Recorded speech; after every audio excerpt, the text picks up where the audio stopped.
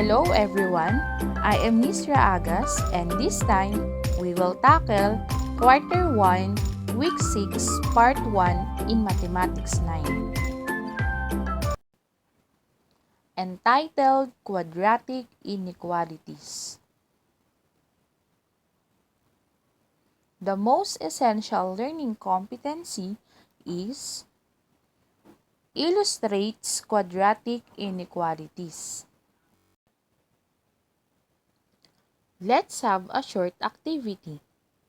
Which are not quadratic equations? Can you identify? So let's start.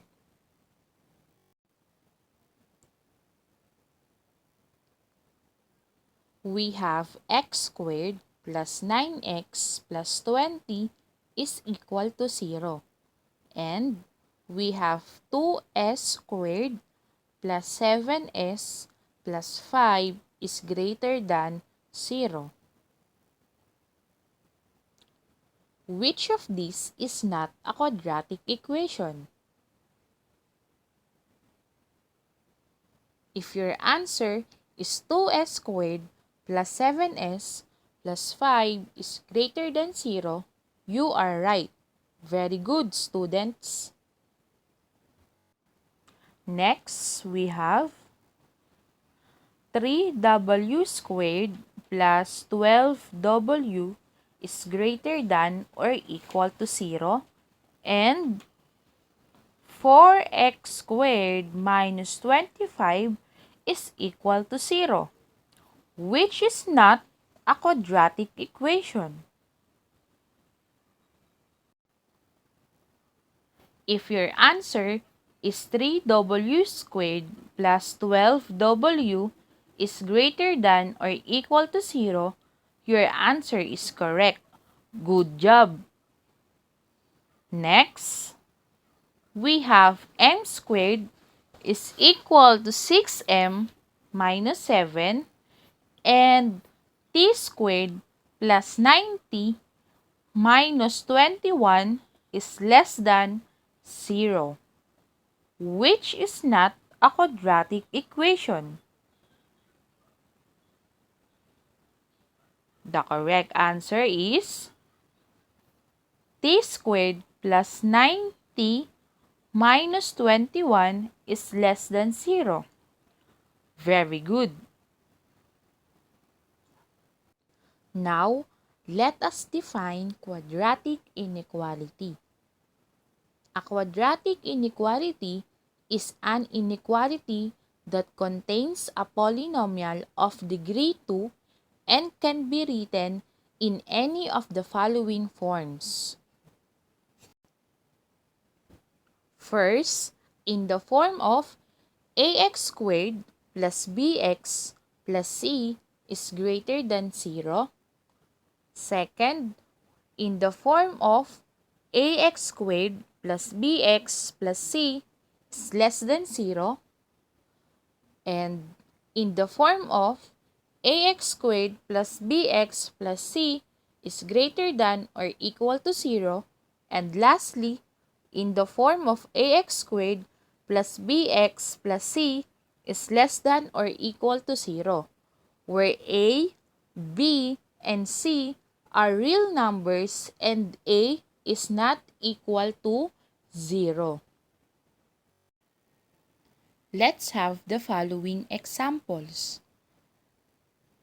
We have 2x squared plus 5x plus 1 is greater than 0. Next, we have s squared minus 9 less than 2s. And we have 3r squared plus r minus 5 is greater than or equal to 0. And lastly, we have t squared plus 4t is less than or equal to 10. As you observe in the following given, all of them has a degree of 2. And the symbol used are greater than or equal, less than, and less than or equal. Therefore, the following given are examples of a quadratic inequalities. Let's try to answer if we truly understand our lesson. Directions. Determine whether each mathematical sentence is a quadratic inequality or not. Number 1, x squared plus 9x plus 14 is greater than 0. It is quadratic inequality or not? What do you think is the answer? The correct answer is quadratic inequality. You are right. Number 2, we have 3s squared minus 5s is equal to 1. It is quadratic inequality or not? What do you think is the answer? The correct answer is not, because the symbol used in the given is equal. Therefore, it is an example of a quadratic equation. How about number 3? The given is 4t squared minus 7t plus 2 is less than or equal to 0. What do you think is the answer? Quadratic inequality or not? The correct answer is quadratic inequality, because the symbol used is less than or equal. Next, number 4, we have x squared is less than 10x minus 3. Is it quadratic inequality or not? The correct answer is quadratic inequality, because the symbol used in the given is less than. And last, number 5, we have 12 minus 5x plus x squared is equal to 0. What do you think is the answer? Is it quadratic inequality or not? The correct answer is not, because as you can see, the symbol used in the given is equal. Therefore, number 5 is an example of a quadratic equation.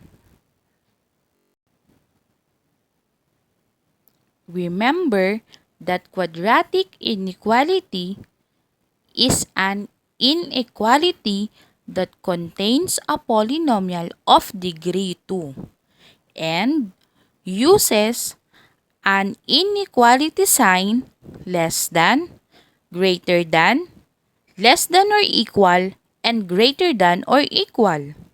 That's all for today. I hope you learn a lot.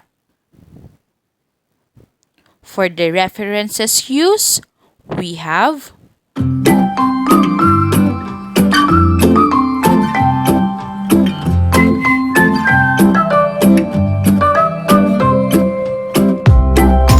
Thank you for listening. See you next time.